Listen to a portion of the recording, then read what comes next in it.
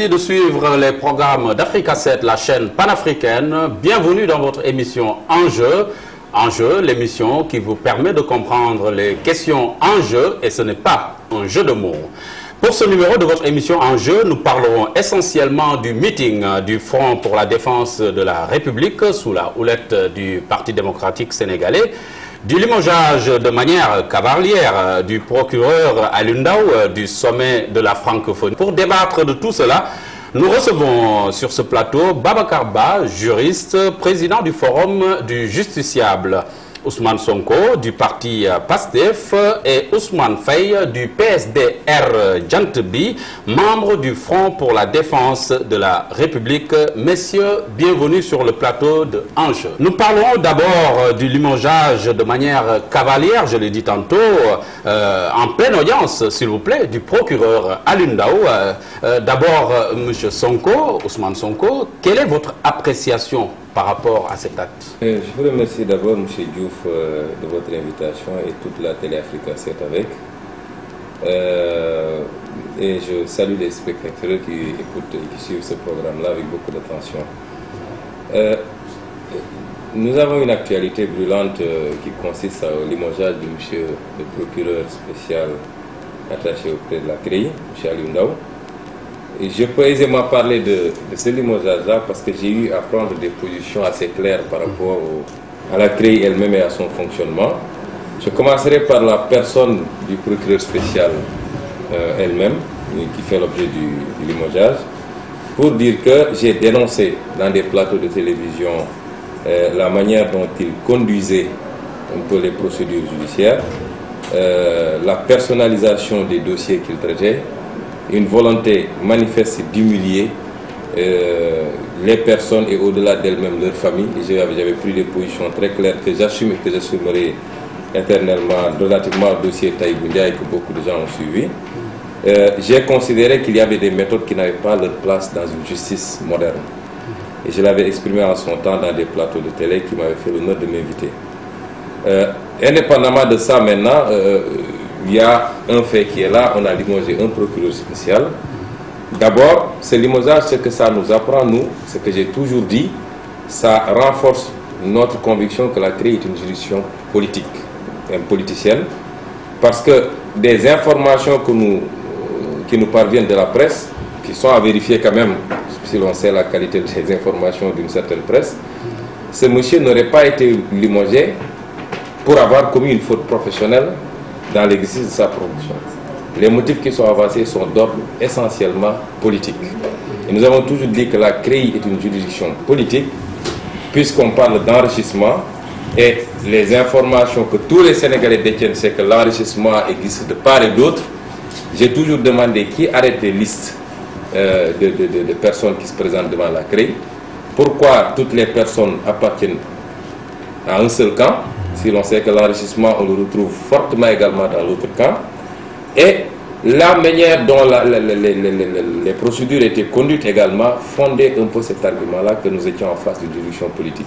Et c'est venu, le limogeage, la manière dont ça a été fait vient confirmer in fine un peu cette Cela ne vous dérange pas que cela se produise en pleine audience? Oui, j'allais venir à ça. Maintenant, au-delà de tout, il y a aussi que on a beau avoir été contre les procédés et les méthodes de la CREI et de son procureur spécial, c'est quand même un haut magistrat, un haut fonctionnaire qu'on ne peut pas limoger de cette manière-là. Et je me pose d'ailleurs moi des questions quant à la légalité de la procédure, parce que à ce niveau, on ne peut pas nommer ou limoger sans consulter le Haut Conseil de la magistrature. Et jusqu'à présent, je n'ai pas d'information que le Conseil se soit réuni. Certains membres qui siègent dans ce conseil-là étaient même hors du pays au moment où ça se fait. C'est vrai que la loi prévoit la possibilité d'une consultation à domicile, mais nous n'avons pas information que ça a été fait. Et ensuite, qu'on puisse limoger un magistrat de ce niveau-là et qu'il l'apprenne en pleine audience, me paraît assez inélégant de la part de l'autorité politique. Oui. Et enfin,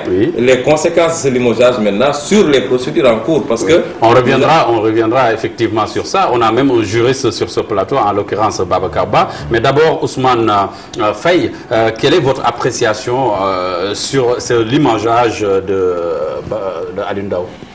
Merci Amadou de m'avoir invité sur ce plateau d'Enjeux.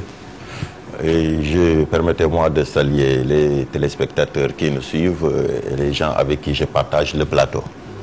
Vous savez, moi, honnêtement, ça ne me surprend pas. Et Alioune Ndao devait s'attendre à ça. Parce que pour moi, tout le monde connaît mes positions sur la CREI et son procureur, Alioune Ndao et Antoine.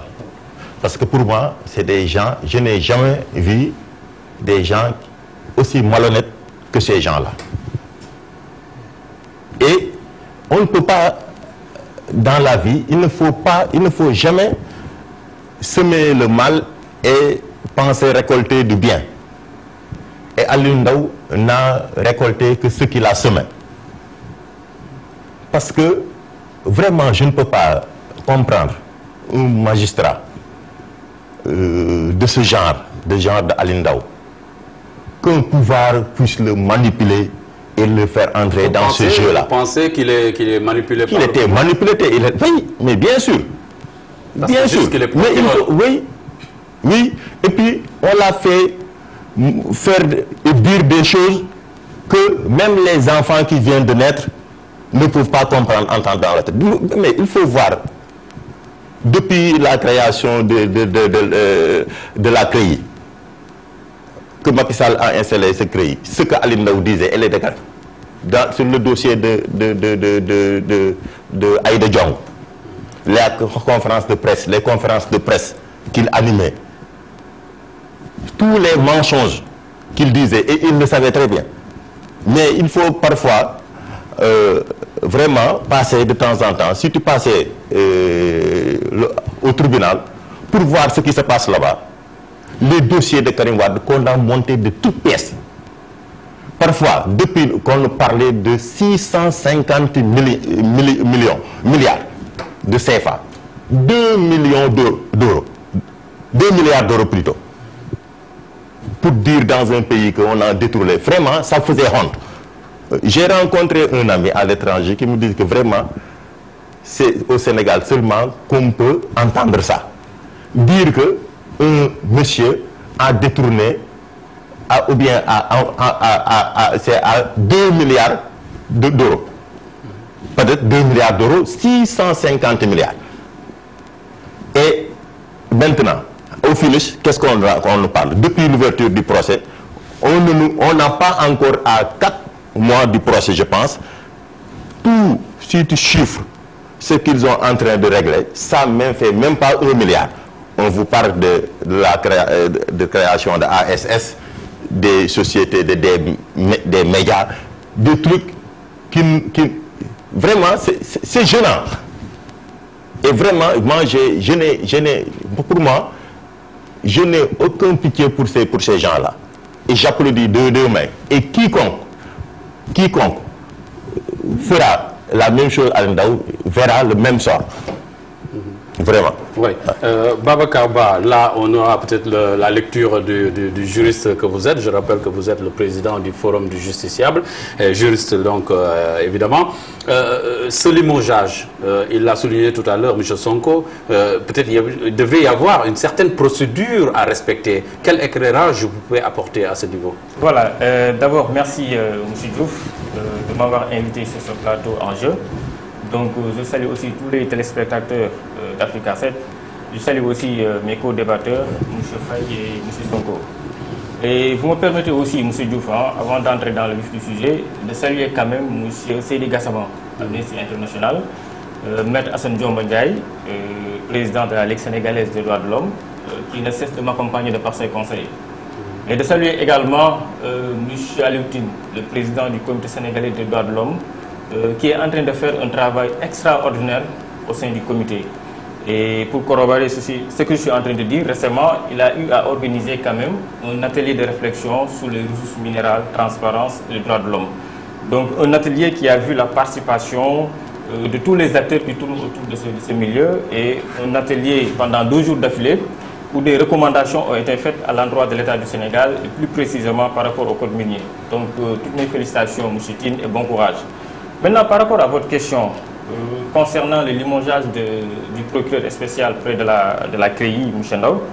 Donc je pense que la seule lecture que je peux faire par rapport à ce limogeage, c'est la question de l'indépendance de notre justice. Donc c'est la seule question que je me pose, parce que sur ce point, quand il a été limogé, il y a des voix qui se sont levées pour dire que c'est parce que M. Ndao voulait quand même suivre, bien voulait arrêter exactement certains dignitaires du Parti démocratique sénégalais. Et sur ce point, je voulais quand même lever un équivoque. Et je pense que les gens qui avancent ces arguments-là, c'est parce qu'ils ignorent tout à fait les dispositions de la loi 81-54 du 10 juillet 1981 portant création de la Cour de répression et de l'enrichissement illicite. Parce que selon ces dispositions-là, M. Ndao, le procureur spécial, n'a aucun pouvoir d'arrêter quiconque. Donc c'est le juge d'instruction qui peut arrêter. Parce qu'il est bon de le rappeler. Parce que le procureur spécial, dès qu'il reçoit une plainte, ou bien par simple dénonciation, ou bien lorsqu'il s'autosaisit, ce qu'il va faire, c'est qu'il va ouvrir une enquête préliminaire qu'il va confier à la police judiciaire. Maintenant, une fois la police ou bien la gendarmerie fait son travail, maintenant le procureur, il convoque la mise en cause pour en parler avec la personne. Et à partir de ce moment, s'il y a des indices quand même que la personne s'est enrichie illicitement, s'il y a des indices, le procureur, il va lui faire une mise en demeure d'1 mois. Et afin que je sache, jusqu'à présent, aucune mise en demeure n'a été faite à l'endroit de ces dignitaires-là. Et même si une mise en demeure a été faite, à partir de ce moment... Donc, pour résumer, ce n'est pas au procureur d'arrêter un présumé coupable. Non. Le procureur Aliou Ndao n'a aucun pouvoir d'arrêter la personne qui est mise en cause. Par contre, c'est la commission d'instruction qui a ce pouvoir. D'ailleurs, on te dit que les décisions qui ont été rendues par la commission d'instruction ne sont susceptibles d'aucun recours. Mais toutefois, le procureur spécial, il a pas l'obligation, mais il a le pouvoir quand même d'attaquer cette décision-là. Donc juste pour vous dire que le procureur Ndao ne peut pas arrêter qui que ce soit. Donc ça, c'était juste pour lever cette équivoque. Oui, maintenant voilà, sur la procédure, sur la manière dont Aliou Ndao a été limogé. Maintenant, sur la manière, je pense que ça a été une manière qui n'est pas républicaine. D'ailleurs, sur ce point, l'Union des magistrats a fait un communiqué. L'Union des magistrats a dénoncé la manière dont Aliou Ndao a été limogé. Maintenant, moi je pense que la seule question, donc je l'ai dit à l'entame de mes propos, la seule question, parce que du point de vue procédure, je sais que la procédure a été respectée. Bon, je ne sais pas comment le Conseil supérieur de la magistrature a fait pour se réunir, mais je sais que selon les règles, ça a été respecté. Maintenant, avant son limogeage. Avant ça, non, ça c'est sûr et certain. Sinon, et en pleine audience. Non, c'est ça. Donc je veux dire que en fait c'est la manière qui n'est pas républicaine. Okay. Donc c'est la manière qui n'est pas élégante. Ça, nous tous nous le dénonçons. Et je pense que l'Union même des magistrats a eu à dénoncer cela. Donc du point de vue procédure, je dis que la procédure, légalement, moi je sais que, je ne dirais pas à 100%, mais je sais que quelque part, la procédure a été respectée. Sinon, l'Union des magistrats allait le dénoncer. Maintenant, la lecture que je vais faire par rapport à ce limogeage-là, c'est le problème de l'indépendance de notre justice. Parce que je vous l'ai dit, et puis je l'ai longtemps décrié. En fait, tant que le président de la République continue à présider le Conseil supérieur de la magistrature, on ne peut pas parler d'une indépendance effective de notre justice. On ne peut pas parler d'impartialité de nos magistrats. Ça, c'est impossible. Mais la France, qui est notre référence en matière de législation, la France qui aujourd'hui est citée parmi les grandes nations de la démocratie, la France qui a une démocratie moderne, mais la France maintenant le président de la République ne peut plus, depuis 2008, n'a plus ce pouvoir-là pour quand même présider le Conseil supérieur de la magistrature. Parce que si vous prenez le président de la République, vous lui donnez l'obligation quand même de présider le Conseil supérieur de la magistrature, et que le ministre garde des Sceaux préside comme vice-président. Mais vous avez deux grandes personnalités qui incarnent le pouvoir exécutif. Donc là, il y a forcément l'immixtion du pouvoir exécutif dans les affaires judiciaires. Et je peux vous dire, même si on procède par nomination, s'il y a égalité de voix, celle du président est prépondérante. Donc vous voyez comment le président a une mainmise sur le Conseil supérieur de la magistrature. Mais en France, eux, ils ont fait deux catégories, c'est-à-dire deux compétences. Une compétence toujours par rapport au Conseil supérieur de la magistrature, une compétence pour les magistrats du siège, qui est présidée par le premier président de la Cour de cassation. Et dans cette commission-là, il y a 5 magistrats du siège, plus un magistrat du parquet. Et pour la compétence des magistrats du parquet, il est présidé par le procureur général près de la Cour de cassation. Et là, il y a 5 magistrats du parquet qui siègent et plus un magistrat du siège. Donc, juste pour vous dire qu'on ne peut pas parler d'indépendance actuellement de la justice tant que le président de la République, Macky Sall, continue de présider le Conseil supérieur de la magistrature. D'accord, mais là, je reste avec vous pour avoir l'éclairage justement du juriste sur le limogeage, les conséquences. On a parlé tout à l'heure des causes, on y reviendra. Hein, sur les causes du limogeage, il y a eu beaucoup de supputations autour de cette question. Mais ce que je voudrais savoir d'abord, c'est les conséquences, peut-être immédiates, dans le procès, notamment de Karim Wade. Disons, écoutez, ça arrive du point de vue conséquences. Juridiquement, il ne faut pas avoir de conséquences parce que le procureur qui va remplacer le procureur Ali Ndao, bon, c'est un procureur, il va prendre connaissance du dossier et puis bon, peut-être, ça peut avoir des conséquences, mais je vais relativiser. Pourquoi? Parce que, mais attends, ce dossier-là, c'est un dossier qui fait plus de 46 000 pages. Donc c'est un dossier volumineux. Et je pense que le procureur Ali Ndao, il en a travaillé. En fait, il a remué terre et ciel, il en a travaillé ardemment. Donc je pense que sur ce point, peut-être, bon, ça peut avoir des bon. Est-ce qu'on ne risque pas d'avoir un retour à la case départ? Ah bon, peut-être parce que maintenant, il sera question par rapport au procureur nouvellement nommé, qui va quand même essayer de conduire le procès selon sa guise. Oui, alors, Ousmane Sonko, des causes politiques ont été soulevées suite au limogeage d'Ali Ndao. Pour certains, il a été perdu par insubordination par rapport à la tutelle. Pour d'autres, c'est Bibo Bourgi, le nœud gordien, parce que Maître Sidiki Kaba, l'actuel ministre de la Justice, a été l'avocat dans le même procès de Karim Wade, l'avocat de Bibo Bourgi. Quelle est votre donc appréciation par rapport à tous ces arguments qui sont développés? Oui, je réitère simplement mes propos préliminaires. C'est que la dimension politique de cette affaire est indéniable.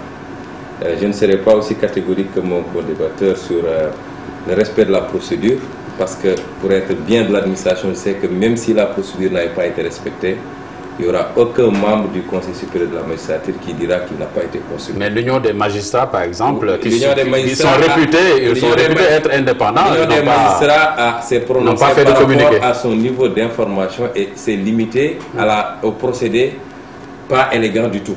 Okay. C'est là où il peut s'arrêter parce que je ne pense pas qu'un seul membre du Conseil supérieur saisira l'Union pour dire « j'ai pas été saisi ». Nous savons bien à peu près comment ça marche. Maintenant, les raisons politiques de ce limogeage ne se retrouvent pas dans les informations qui étaient dans la presse. Nous savons très bien comment ça marche, qu'il y a forcément une mise en demeure qui précède le déclenchement de la procédure et jusqu'à l'aboutissement, la saisine de la commission d'instruction et tout ce qui peut s'en suivre. Nous le savons. Il peut s'agir simplement d'une intention de déclencher la procédure, évidemment de faire les mises en demeure. Je ne sais pas à quel niveau ça suffit, mais ce qui est constant, c'est que monsieur le procureur spécial a été l'homme d'un moment où il fallait intimider, il fallait brimer et il fallait casser les velléités d'opposition. Il n'est plus l'homme du moment d'aujourd'hui où depuis quelque temps, indépendamment de tout ce show autour de meetings à organiser, nous savons que le débat des retrouvailles libérales est fortement en jeu. Et nous savons très bien que les libéraux, et ça se traduit d'ailleurs par les propos de M. Faye, ont fortement réclamé la tête du procureur spécial depuis le début de cette affaire-là. C'est un message fort qui est envoyé pour dire qu'effectivement, par rapport à la poursuite des procédures. Et moi, quand je dis que ça part de beaucoup plus loin, parce que n'oubliez pas que la procédure, la CREI, c'est parti d'un tandem, d'un duo Ali Ndao, Mimi Touré. Mimi Touré a été la principale instigatrice et a été fondamentalement radicale dans la conduite des procédures de la CREI. À un moment donné, il fallait l'enlever d'abord du ministère de la Justice et la nomination de Sidiki Kaba ne peut se comprendre autrement que par une volonté, parce qu'il a été quand même l'avocat de beaucoup de gens qui sont aujourd'hui cités dans notamment Bibo Bourgi. On ne peut pas être à la fois d'un côté et de l'autre. C'est une procédure qui a démarré depuis longtemps mais qui suit le temps de l'État, qui n'est pas le temps du citoyen ordinaire. Mais in fine, ce que je peux prédire, c'est qu'il y a une volonté forte de sortir de cette crise-là, qui ne peut pas se faire brutalement parce qu'on a fait des promesses et des engagements au peuple, qu'on allait leur livrer à la vindicte. Moi, je comprends la soif de justice du peuple.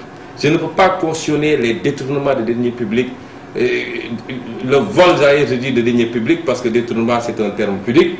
Je ne peux pas cautionner l'enrichissement illicite, mais on n'avait pas besoin d'utiliser une juridiction comme celle-là et les méthodes qu'elle a utilisées pour aboutir presque à zéro résultat aujourd'hui.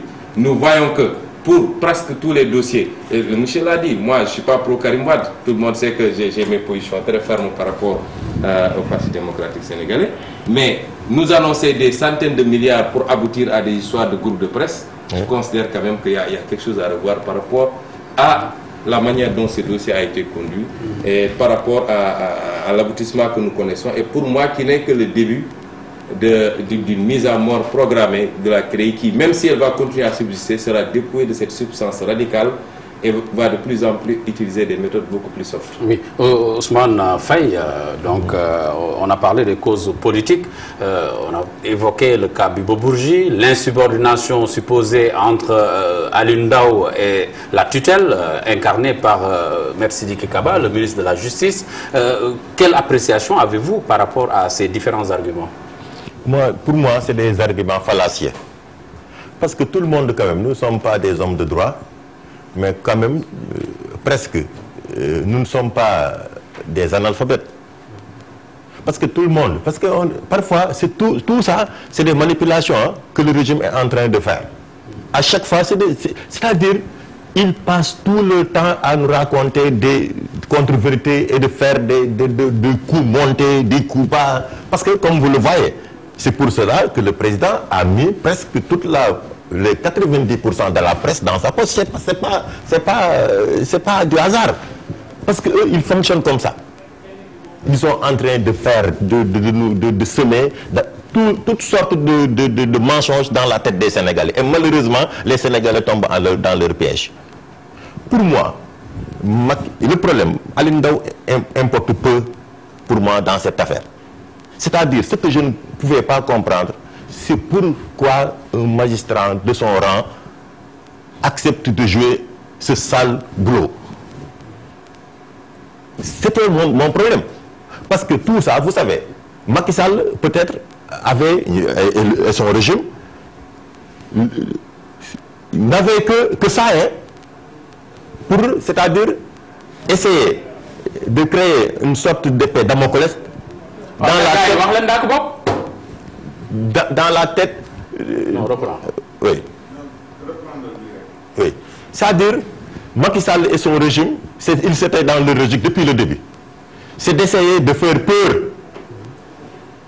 à ses adversaires de taille, parce que le PDS, comme vous le voyez, était un grand parti, et des grands messieurs qui étaient là-bas, dont Macky Sall n'a rien de plus que. Donc, par chance, après avoir trompé tout un peuple, comme on dit, on peut tromper une partie du peuple, mais pas tout le temps. Mais si on revient sur les raisons. Les raisons. Selon vous, quelles devraient être peut-être les raisons qui ont poussé au limogeage de Alioune Ndao? Non, c'est-à-dire, peut-être, pour moi, c'est que le régime aussi, en place, c'est parce que maintenant, le gars ne faisait plus leurs affaires. Mais bien sûr, voilà, on est dans un climat de décrispation. Non, je ne parle pas parce que forcément, il y aura cette situation-là. Parce qu'on ne peut pas prendre des gens qui sont là, dans ce pays, des honnêtes gens, et leur faire... Moi, encore une fois, je dis que j'étais toujours pour la réduction des comptes. Mais Amadou, créer cette juridiction-là, l'a créée. Mais tu ne le vois nulle part au monde. Ça n'existe qu'au Sénégal. Je peux comprendre Amadou, qu'on me dise que, oui, Ousmane, tu as géré ça, rendez-moi compte de la façon dont il a géré. Mais tu vois, monsieur, mais moi, personnellement, et puis ça, c'est la nature africaine. Parfois, tu vois un gars qui perçoit 100 000 francs de salaire, et dans la fin du mois, s'il raconte de ce qu'il a dépensé, il dépense plus de 300 000 francs. ça existe. Mais ça veut dire cette juridiction-là, Macky Sall l'avait mis que pour museler ses opposants. C'était son principal, lui c'était ça son problème. Je pense que maintenant, on a assez débattu sur la crise, sa compétence, son existence, on l'a même ici sur ce plateau. Mais je vais passer la parole à Babacar Ba pour voir peut-être les raisons juridiques qui peuvent présider au limogeage d'Ali Ndao. Est-ce qu'il y en a? Bon, en fait, avant de répondre à votre question, je voulais juste, si vous me le permettez, rebondir sur les propos de M. Sonko. Donc, juste pour lui faire comprendre que, en fait, je ne vais pas me glisser dans les considérations partisanes. Donc, et d'ailleurs, je pense qu'il a dit dans ses propos que Ali Ndao n'a commis aucune faute professionnelle. Donc, je pense que dès l'instant que Ali Ndao n'a commis aucune faute professionnelle, donc, pour ce que l'on en sait. Voilà. Donc, je pense qu'à partir de ce moment, donc, il y a problème. Donc, quelqu'un qui peut-être qui faisait correctement son travail, quelqu'un qui conduisait le procès comme il faut, donc je pense que, en fait, s'il a été limogé, là, il y a problème. Et la question que je me pose, c'est que, est-ce que, actuellement, notre justice, elle est vraiment indépendante? Donc, c'est pourquoi j'ai essayé de développer cela. Oui. Maintenant, par rapport à votre question, reprenez s'il vous plaît. Oui, non, la question, c'est par rapport aux raisons juridiques, s'il y en a, bon, au limogeage. Raisons juridiques, je ne saurais vous dire, très sincèrement. Mais je pense que peut-être, bon... D'ailleurs, ce que j'ai entendu par rapport à ce qui a été relaté dans les journaux, c'est que bon, peut-être Ali Ndao n'obéissait pas. Donc il recevait des instructions. Est-ce que c'est une raison valable? Non, mais attends, vous êtes juriste. Est-ce que c'est une raison valable, cette insubordination? Est-ce que c'est une raison valable pour limoger mais du tout, ce n'est pas une raison. Non, ce n'est pas une raison. Parce que, je vais vous dire, parce que je l'ai entendu, il y a des gens, et puis il y a même des juristes qui avancent des arguments comme quoi le procureur il fait partie du parquet et que le parquet il reçoit des directives quand même venant de son supérieur qui est le ministre de la Justice. Mais attends, M. Diouf, si vous prenez l'article 88 de la Constitution, quand cette disposition-là parlait de l'indépendance de la justice, mais cette disposition-là n'a pas fait une distinction par rapport au magistrat du siège ni par rapport au magistrat debout. C'est quoi cette disposition pour être beaucoup plus précis? Voilà, en fait, parce que là, on parle juste, il y a l'article 88 qui dit que... En résumé, que, en fait, comment dirais-je, le pouvoir judiciaire est indépendant du pouvoir exécutif et du pouvoir législatif. Maintenant, cette indépendance-là que je suis en train d'analyser, parce que cette indépendance-là, ça ne concerne seulement les magistrats du siège. Donc, c'est une indépendance qui est aussi valable pour les magistrats du siège que pour les magistrats debout. Donc, cette indépendance-là, il faudra quand même... Qu'elle soit complète. Voilà, c'est ça. Mais il y a des juristes qui avancent comme quoi que, voilà, le procureur spécial, il est soumis aux ordres du ministre. Mais vous savez, c'est-à-dire, même le ministre, il n'a pas l'obligation, il n'a pas le droit de dire à Ali Ndao de ne pas poursuivre. Le ministre peut lui dire quand même, monsieur, vous pouvez poursuivre. Parce que le procureur, il est là pour la société. Et là, en fait, il est là pour la société. Donc, maintenant, il peut s'autosaisir. Maintenant, s'il y a un cas et qu'il ne s'autosaisit pas, là, son patron, qui est censé être le ministre de la Justice, peut lui donner des directives. Mais il ne peut pas recevoir des ordres de ne pas poursuivre. Donc, juste pour vous dire que cette indépendance-là, je ne veux pas que l'indépendance de la justice soit quand même spécifiée juste par rapport au magistrat du siège. Quand l'article 88 de la Constitution parlait de l'indépendance de la justice, donc il faut globaliser cette indépendance-là. Que ce soit les magistrats du parquet, que ce soit les magistrats debout. Parce que je vous dis, c'est-à-dire l'indépendance de la justice, on ne peut pas, je sais pas, avoir une justice effective, avoir une justice correcte, une justice qui ne roule pas à deux vitesses, tant que cette indépendance-là n'est pas vraiment quand même... D'accord. Parlons à présent d'autre chose, c'est le meeting du Front pour la défense de la République, Ousmane Sonko. Quel est l'enjeu, selon vous, de cette manifestation? Mais vous me permettez en 30 secondes, parce qu'on n'a pas parlé des conséquences jusqu'à présent, de dire que d'abord sur les motifs, il y avait 1000 motifs quand même, pour moi, qui ai suivi certains dossiers de très près, 1000 motifs qui mettaient en cause soit la compétence, soit les méthodes du procureur spécial et qui auraient pu justifier un limogeage quand un procureur spécial prête des milliards à des gens qui ne l'ont pas, quand il gonfle des patrimoines en prenant même des hypothèques qui appartiennent à d'autres entreprises pour les mettre dans un dossier, et pour finir par transmettre des dossiers pratiquement vides à la commission d'instruction ou qu'on ouvre un procès sur cette base-là. Je pense que c'est autant de motifs qui pouvaient justifier valablement le limogeage. Maintenant, sur les conséquences, c'est dramatique. Ceux qui sont aujourd'hui dans les liens de la prévention sont présumés innocents jusqu'à preuve du contraire. Et ils vont pâtir encore de cette situation parce qu'on va aller de report en report, de renvoi en renvoi, et pendant ce temps, des gens sont détenus. Simplement parce qu'il y a une gestion politicienne d'un dossier judiciaire. Ceci dit, je ne veux pas trop m'épancher sur le meeting, n'en déplaise mon ami d'en face, M. Faye, mon homonyme.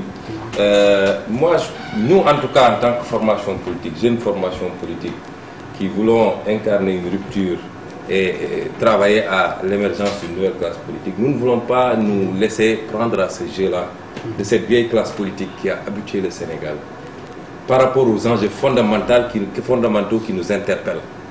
Aujourd'hui, nous avons des étudiants qui sont presque en train de mourir, des professeurs et les professeurs simplement parce que l'État refuse de les embaucher, alors qu'ils embauchent à coups de centaines ou de milliers sur des bases politiciennes. Nous avons un monde rural qui est fatigué, qui a faim, des jeunes qui n'ont pas de travail. Vous croyez qu'aujourd'hui, le débat, l'enjeu, c'est d'être là à parler de meeting? Franchement, pour un pays comme le Sénégal, c'est à la limite déplacé. Moi, je considère qu'une formation politique, imbue de son droit constitutionnel, veuille organiser un sitting, une marche, un meeting, moi, je ne vois pas le problème. Et il n'y a aucun motif qui puisse être avancé, surtout pas cette histoire de francophonie. Quand même, soyons sérieux. Ces mêmes pays qui viennent nous voir quand ils organisent de grands sommets chez eux, c'est des manifestations que nous suivons tout le temps à la télé.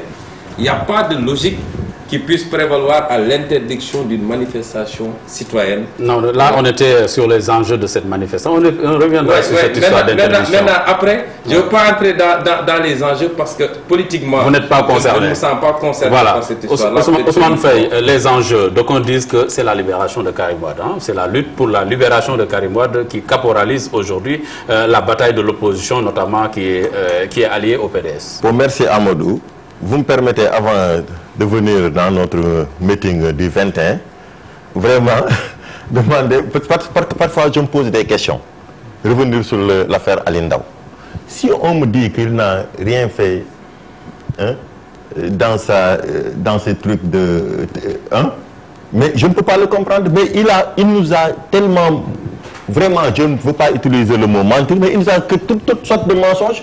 Mais rien que, ne serait-ce que les 40 milliards qu'il a accusé à Karim Wade, les 47 milliards de Singapour, et qu'on n'en parle plus maintenant, méritait son sort.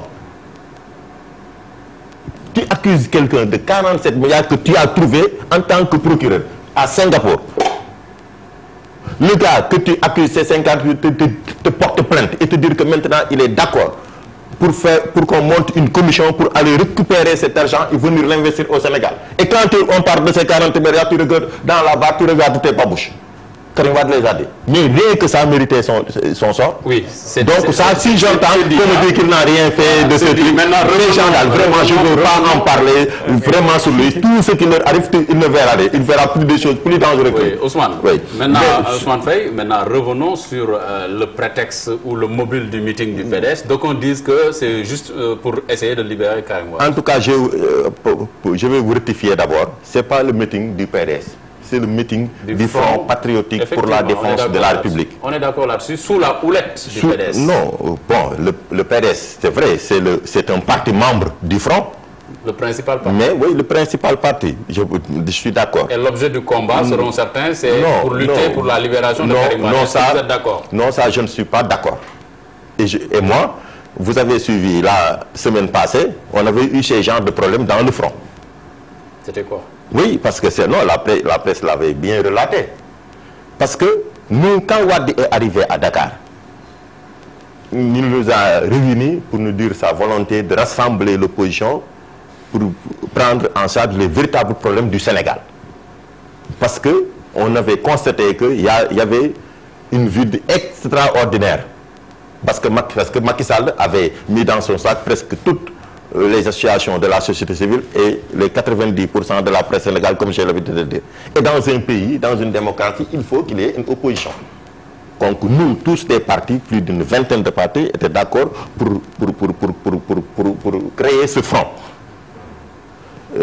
Vous savez, la semaine passée, lorsque Abdoulaye Wade est revenu à Dakar, lorsqu'il nous a consultés pour qu'on fasse le point sur le truc, quand j'ai senti qu'on parlait de plus en plus de Karim Wade, c'est moi qui a dénoncé de ça devant Abdoulaye Wade. C'est la réunion qui a terminé en queue de poisson. Ouais.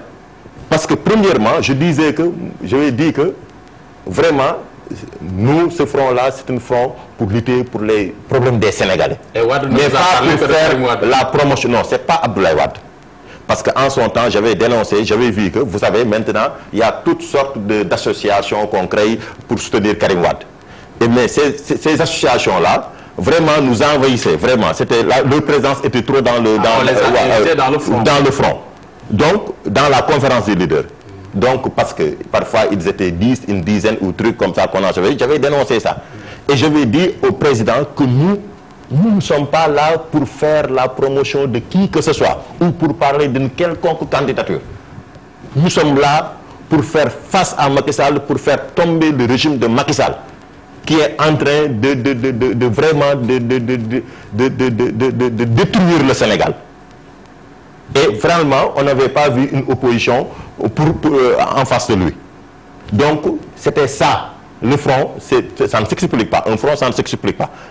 Maintenant, si les gens ont libre de penser tout ce qu'ils veulent, et bien maintenant, Abdoulaye Wade, mon homonyme, Ousmane Sonko, je vous rassure, monsieur le président Abdoulaye Wade avait, dès son premier retour à Dakar, annoncé que, après avoir vu les millions de Sénégalais qui ont sorti l'accueillir, avait dit que maintenant il fait nuit, mais je vais choisir une journée où je ferai une importante déclaration au Sénégal. Entre-temps, Wade a fait plusieurs déclarations. Non, mais c'est-à-dire, c'est des interviews, des sortes et des trucs. C'est un homme politique qui dirige cette façon-là, cette manière, parce que peut-être il a des informations extraordinaires. Donc on peut s'attendre à des révélations. À des révélations extraordinaires, à beaucoup de choses dans ce pays. Ok.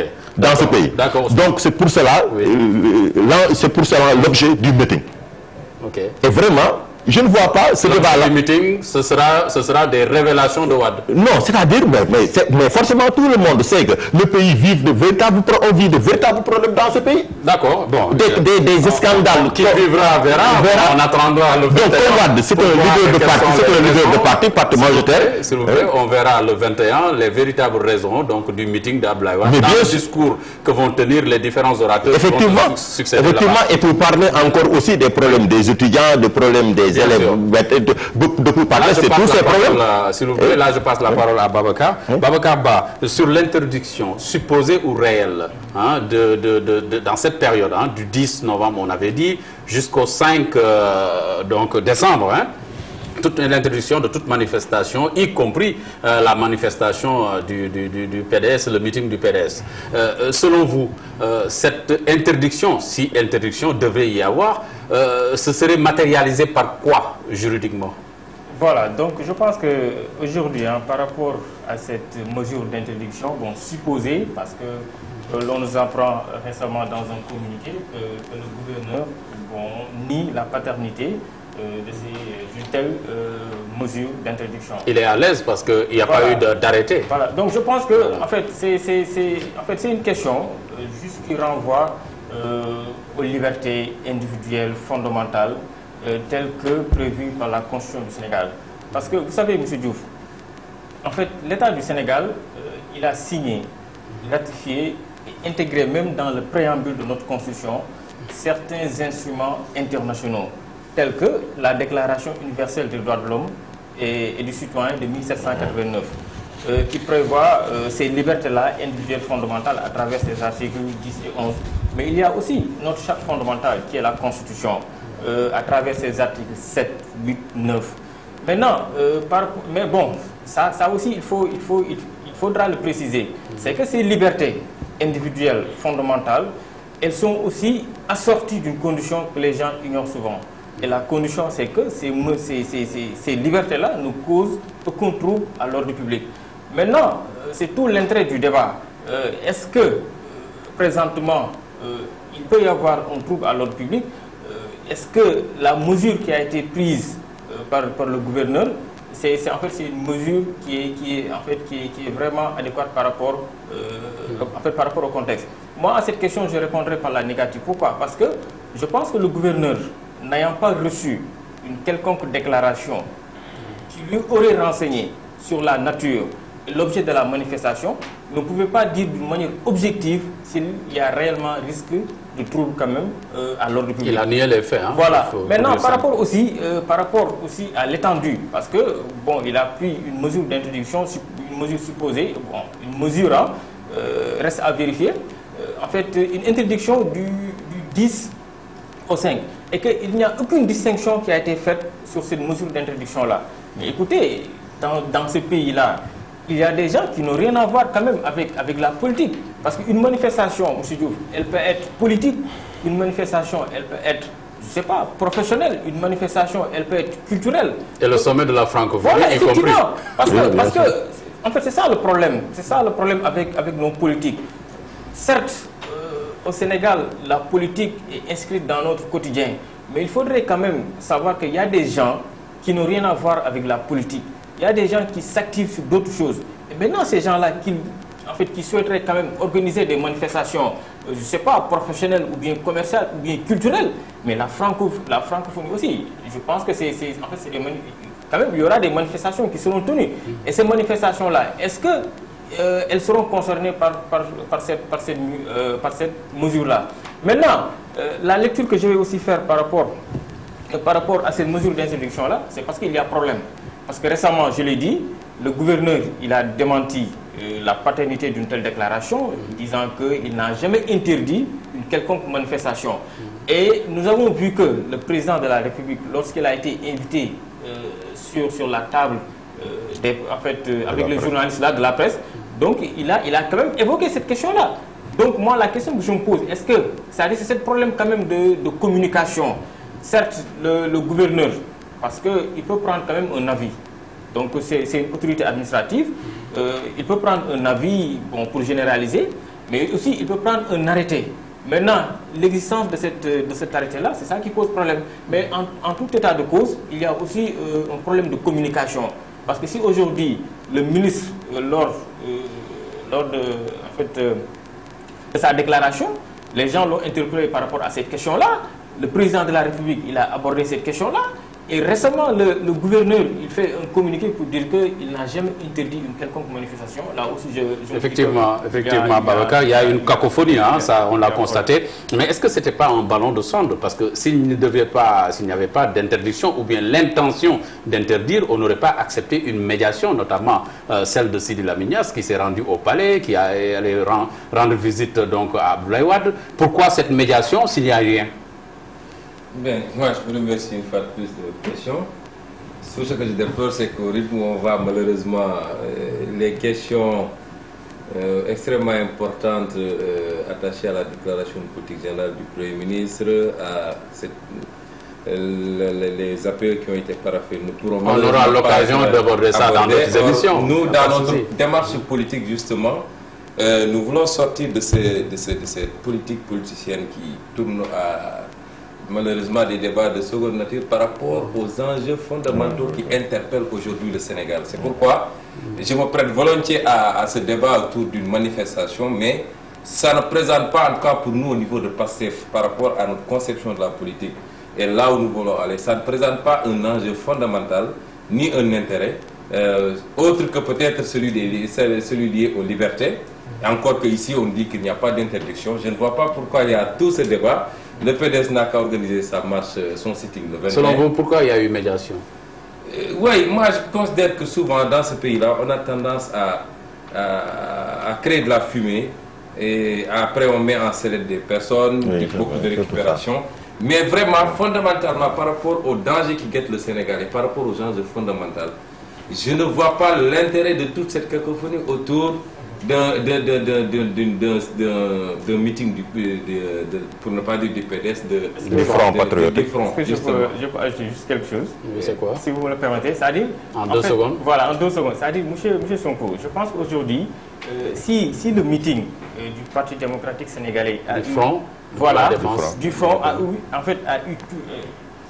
toute cette ampleur-là, c'est parce que cela est lié à la mesure d'introduction, entre guillemets. Donc je pense que c'est ça la question. Qui n'existe pas. Voilà. C'est une mesure fictive, voilà, selon l'autorité. En fait, parce que pourquoi je soulève cela? Parce qu'à partir de ce moment, ce seraient les libertés individuelles fondamentales telles que, qui est prévues par notre Constitution qui seraient bafouées. Et je pense qu'aucune politique ne saurait être construite sans ces libertés-là. Donc je pense que c'est une question qui est tout à fait fondamentale. Mais on est parfaitement d'accord. C'est pourquoi je disais simplement à M. Faye qu'aujourd'hui, la seule question qui va être posée, et elle est posée à M.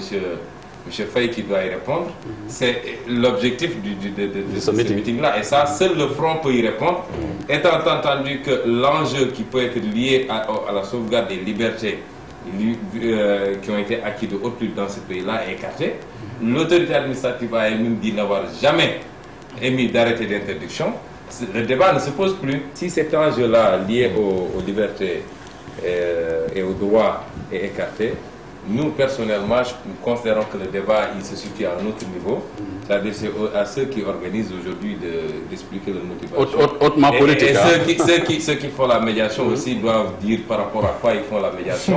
Oui. Parce que la médiation... C'est une excellente question que je retourne à Ousmane Faye. Ousmane, le gouverneur a clairement dit qu'il n'a jamais été question d'interdiction de manifestation pour la période du 10 novembre au 5 décembre.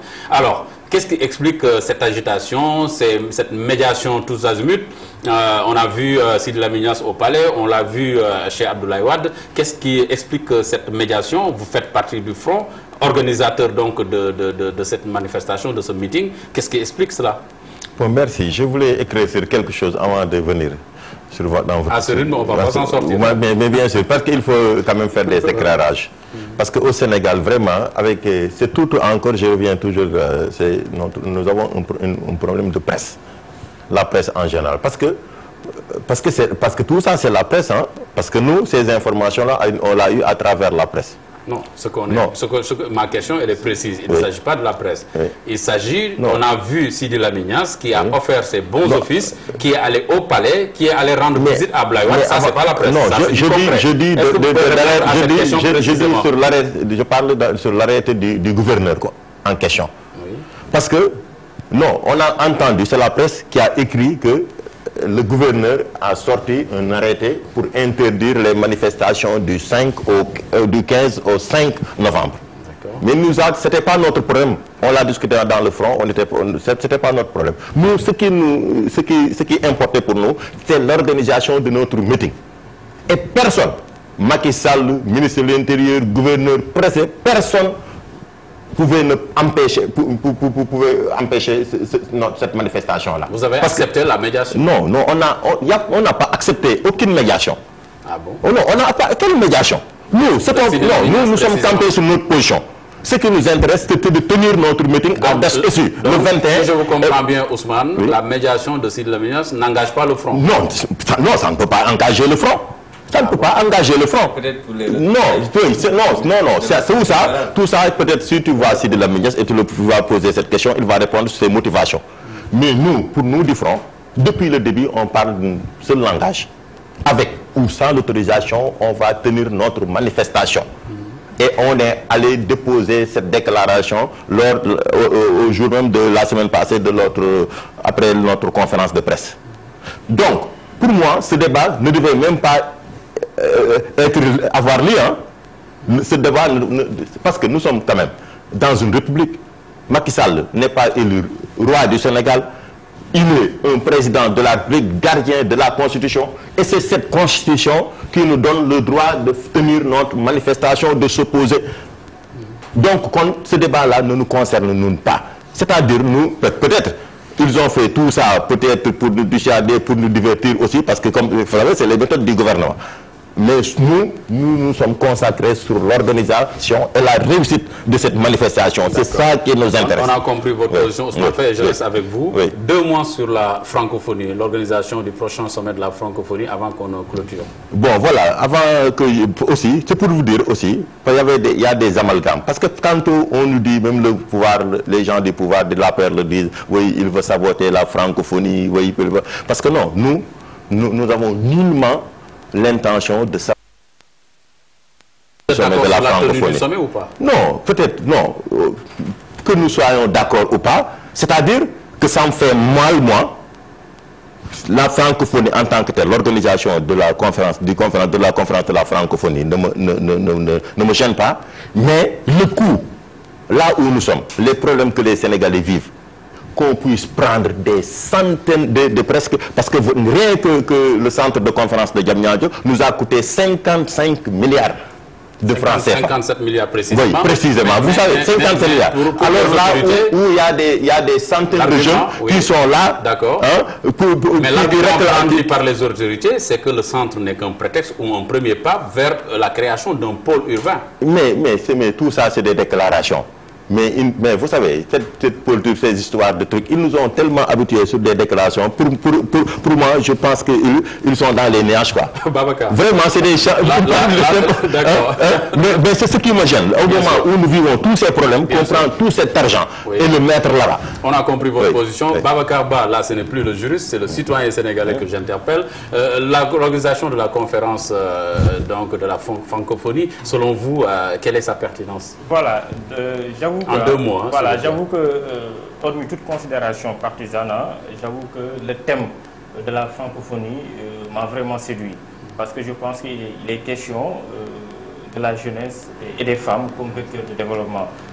Et je pense que quand on parle aussi de la femme, donc c'est un thème qui vient en son heure, d'autant plus qu'actuellement les femmes subissent des violences, leurs droits sont bafoués, elles sont marginalisées, elles sont souvent reléguées au second plan. Donc les discours leur renvoyant à leur statut de mère, d'épouse, donc je pense que dans ce contexte où l'on parle des droits de l'homme, dans ce contexte où l'on parle des libertés individuelles fondamentales, donc je pense que c'est un thème qui vient en son heure.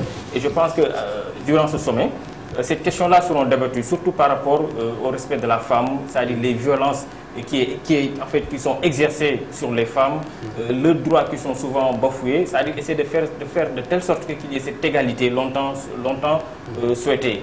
Et en fait, du point de vue économique aussi, je pense que à l'issue de ce sommet, il y aura des résolutions quand même qui seront quand même prises du point de vue économique, mais aussi par rapport à notre jeunesse, par rapport à ces emplois-là. Donc je pense que le thème a été vraiment un thème vraiment important à mon avis. Bien sûr. Ousmane Sonko, 2 mots sur la... Oui, moi permettrais juste par rapport à mon homonyme de lui suggérer, en tout cas, eux qui sont dans le front, de surveiller leur arrière, puisque la médiation ne concerne pas la manifestation, elle concerne forcément autre chose. Et je n'exclus pas cette fameuse retrouvaille libérale, ce qui nous ramènerait... Vous avez peur qu'on leur fasse un peu sur le dos? Bien sûr, connaissant bien comment ces gens fonctionnent. Et c'est pourquoi nous, en ce qui nous concerne, il a parlé d'absence d'opposition. Une opposition existe et elle se concrétisera. Mais pour moi, elle ne peut nullement venir de cette vieille classe politique qui, pendant 54 ans, a asphyxié le pays avec des pratiques que nous connaissons.